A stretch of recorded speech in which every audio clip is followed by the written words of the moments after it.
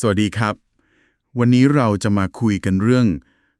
สติปัฏฐานสูตรนะครับซึ่งเป็นคำสอนที่สำคัญมากๆของพระพุทธเจ้าค่ะมีที่มาจากตอนที่พระองค์ตรัสสอนภิกษุที่แคว้นกุรุ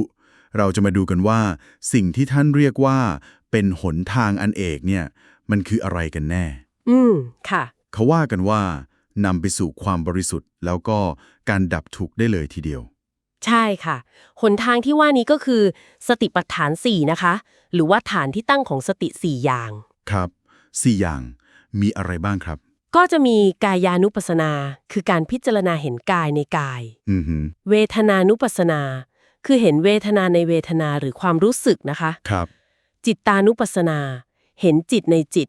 แล้วก็สุดท้ายคือธรรมานุปัสสนาค่ะเห็นธรรมในธรรมโห4 ฐานเลย ค่ะแต่ว่าหัวใจสำคัญจริงๆมันไม่ใช่แค่การรู้อย่างเดียวนะคะครับมันต้องทำด้วยความเพียรแล้วก็ต้องมีสัมปชัญญะคือความรู้ตัวทั่วพร้อมมีสติแล้วก็ที่สำคัญเลยคือต้องกำจัดความยินดีพอใจอ๋อแล้วก็ความขัดเคืองใจในโลกออกไปได้ด้วยคือไม่ให้อภิชฌาโทมนัสมันเข้ามาแทรกแซงเข้าใจครับ งั้นเราลองเริ่มที่ฐานแรกก่อน กายานุปัสสนา อย่างที่คนมักจะนึกถึงคืออานาปานสติ การรู้ลมหายใจอันนี้ เราจะรู้ยังไงให้มันเป็นแค่การรู้จริงๆ ไม่ใช่ไปบังคับลมหายใจครับ อืมค่ะหลักการคือดูชัดตามความเป็นจริงเลยค่ะอย่างอานาปานสตินี่ก็คือรู้ไปเลยว่าลมหายใจเข้าออกตอนนี้มันยาวหรือสั้นแค่รู้เฉยใช่ค่ะไม่ต้องไปพยายามทำให้มันยาวหรือทำให้มันสั้นแค่รู้ตามที่มันเป็นอยู่ณขณะนั้นจริงๆ อ๋อ ๆในพระสูตรท่านเปรียบเหมือนช่างกลึงนะคะที่ชำนาญเขาก็จะรู้เองว่าตอนชักเชือกกลึงเนี่ยมันยาวหรือมันสั้นครับครับ การที่เราตามรู้อย่างต่อเนื่องแบบนี้ไปเรื่อยๆเนี่ยนะคะมันก็จะทำให้เราเริ่มเห็นธรรมชาติของกายคือเห็นการเกิดขึ้นแล้วก็ดับไปของลมหายใจของความรู้สึกต่างๆในกายเรานี่แหละค่ะน่าสนใจครับ แค่การรู้ลมหายใจซ้ำๆนี่ มันก็พาไปเห็นความไม่เที่ยงได้เลย แล้วจากกายมันจะขยับไปสู่ฐานต่อไปคือเรื่องความรู้สึก หรือเวทนานุปัสสนาได้ยังไงครับ อือหือเวทนานุปัสสนาก็คือการรู้ทันเวทนาที่กำลังเกิดขึ้นไม่ว่าจะเป็นสุขทุกข์หรือว่าอทุกขมสุขคือเฉยๆนะคะครับแล้วก็รู้ด้วยว่ามันเป็นความรู้สึกแบบโลกที่ยังมีอามิสหรือเป็นแบบที่เอ่อไม่มีอามิสคือสงบจากกาม อ๋อมีแยกแบบนั้นด้วย ใช่ค่ะแต่สิ่งสำคัญที่สุดก็คือการเห็นว่าความรู้สึกพวกนี้มันก็ไม่เที่ยงเหมือนกันมันเกิดขึ้นตั้งอยู่แล้วก็ดับไป ใช่ค่ะแล้วก็ดับไปเราแค่รู้โดยไม่เข้าไปยึดติดหรือว่าผลักไสมันหมายความว่าไม่ว่าสุขหรือทุกข์เข้ามาเราก็แค่รับรู้เฉยๆเหรอครับ ไม่ต้องพยายามหนีทุกข์หรือยึดสุขไว้ ถูกต้องค่ะรู้ตามที่มันเป็นณขณะนั้นเลยและพอเราฝึกแบบนี้ไปเรื่อยๆนะคะสติมันก็จะไวขึ้นละเอียดขึ้นจนไปถึงการรู้ทันสภาวะของจิตใจหรือจิตตานุปัสสนา อ๋อไปถึงตัวจิตเลย ค่ะ เช่น รู้ว่าตอนนี้จิตมีราคะ มีความอยากหรือเปล่า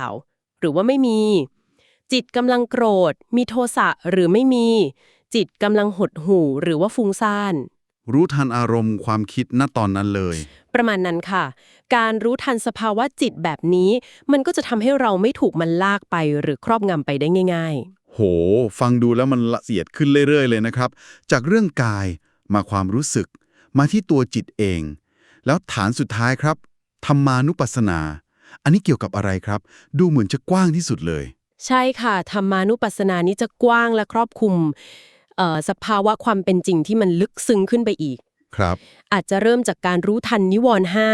หรือสิ่งที่เป็นเครื่องกีดขวางจิตใจเรานะคะ พวกความสงสัยความฟุ้งซ่านอะไรแบบนี้ ใช่ค่ะ ความพอใจในกาม ความพยาบาท ความง่วง ความฟุ้งซ่านรำคาญใจแล้วก็ความลังเลสงสัย พวกนี้ค่ะ คือรู้ว่ามันกำลังเกิดขึ้นในใจเรา แล้วก็รู้ว่ามันเกิดได้ยังไง แล้วมันจะดับไปได้ยังไง อือหือ แล้วก็นอกเหนือจากนิวรณ์ก็ยังมีการพิจารณาขันธ์ห้าอายตนะ12พจน์ชงเจ็ดและที่สำคัญที่สุดเลยนะคะ คือการพิจารณาธรรมในแง่ของอริยสัจ4หรือความจริงอันประเสริฐ4ประการค่ะ อั อันนี้คือแก่นเลย อริยสัจสี่นี่สำคัญมากๆเลยนะครับพอจะสรุปสั้นๆให้เราเห็นภาพรวมได้ไหมครับว่าแก่นของมันคืออะไรได้ค่ะถ้าโดยย่อที่สุดนะคะ ข้อแรกเลยคือทุกขอริยสัจความจริงว่าด้วยทุกข์คือต้องยอมรับว่าทุกข์มันมีอยู่จริง การเกิดแก่เจ็บตาย ความไม่สมหวังต่างครับๆ โดยรวมๆก็คือการยึดมั่นในขันธ์ห้าเนี่ยมันเป็นตัวทุกข์ 2. ทุกขสมุทัยอริยสัจคือความจริงว่าทุกข์เนี่ยมันมีสาเหตุนะ ไม่ได้เกิดขึ้นลอยๆ สาเหตุก็คือตัณหาความทยานอยากของเราเอง ตัณหาความอยาก ใช่ค่ะ 3. ทุกขนิโรธอริยสัจความจริงว่าทุกข์เนี่ยมันดับได้นะ ถ้าเราดับที่สาเหตุคือดับตัณหานั่นเอง ครับ และสุดท้ายข้อ 4. ทุกขนิโรธคามินีปฏิปทาอริยสัจคือความจริงที่ว่ามันมีหนทางปฏิบัติเพื่อนำไปสู่ความดับทุกข์อยู่จริงๆ ซึ่งหนทางนั้นก็คืออริยมรรคมีองค์ 8 นั่นเองค่ะ มรรคมีองค์ ค่ะ และสัมมาสติหรือการระลึกชอบ ซึ่งเป็นหนึ่งในองค์มรรคเนี่ยก็คือการเจริญสติปัฏฐาน 4 ที่เรากำลังคุยกันอยู่เนี่ยแหละค่ะ 8อ๋อครับมันเชื่อมโยงกันตรงนี้นี่เอง แสดงว่าการฝึกสติปัฏฐาน 4นี่ก็คือการเดินอยู่บนหนทางดับทุกข์โดยตรงเลยใช่ไหมครับ ถูกต้องค่ะ แล้วผลลัพธ์สุดท้ายล่ะครับของการปฏิบัติตามแนวทางนี้อย่างจริงๆจังๆเนี่ย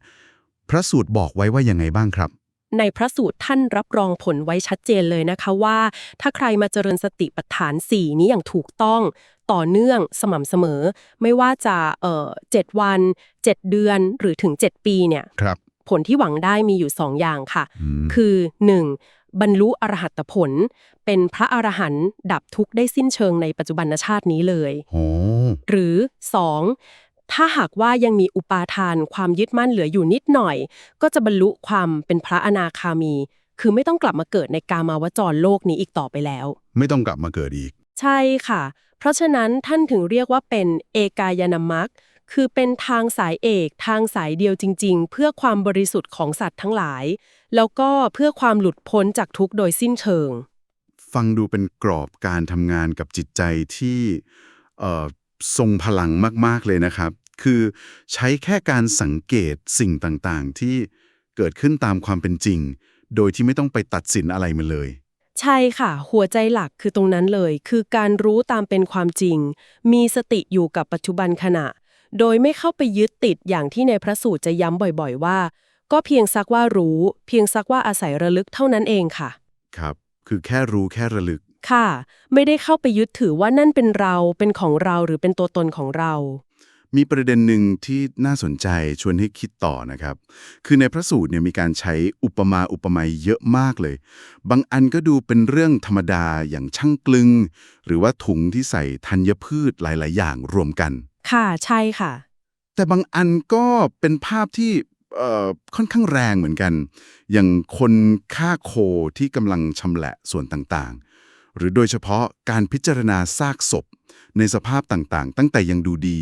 ไปจนถึงเหลือแต่กระดูกผุๆแบบสติปัฏฐาน คือเพียงแค่รู้เนี่ยมาลองมองสิ่งต่างๆ ในชีวิตประจำวันของเรา ที่เราอาจจะเคยมองข้ามไป หรืออาจจะเป็นสิ่งที่เรารู้สึกไม่ชอบ รังเกียจหรือกลัว การมองแบบนี้มันอาจจะช่วยเปลี่ยนมุมมองที่เรามีต่อสิ่งเหล่านั้น หรือแม้กระทั่งเปลี่ยนมุมมองต่อธรรมชาติที่ไม่เที่ยงของตัวเราเองได้ยังไงบ้างนะครับ